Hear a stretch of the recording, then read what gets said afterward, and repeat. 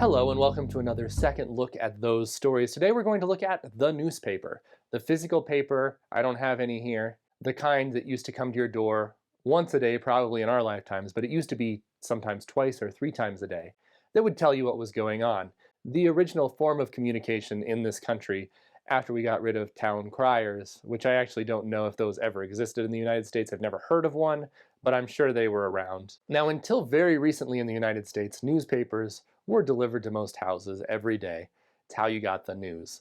And then they went away because of the internet. And I think originally we thought, well, good, they're going away, like we're wasting paper.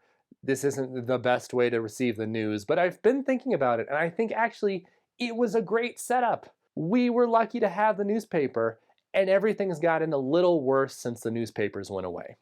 First of all, you knew you were getting the news every day. You didn't have to check on your phone every time. You knew that every morning when you got up, there would be a newspaper that would tell you what happened the previous day. And to steal a Seinfeld joke, luckily, there was always just enough news to fill the paper. They never had any blank space. It was always the right amount of space. If it wasn't important enough to make the newspaper, it didn't. There was a revenue model behind it, so you knew that people were being paid well. Another great thing about the newspaper was it was an event each day. There was a headline, and not the kind of headline that you just put online. Every day, something had to be the most important story.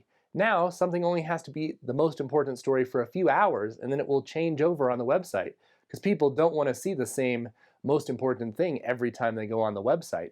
It would be crazy just as much to see a newspaper that had the exact same headline 3 days in a row. Next, it limited our news consumption. We knew we were going to get the news eventually, so we didn't have to check our phone all the time.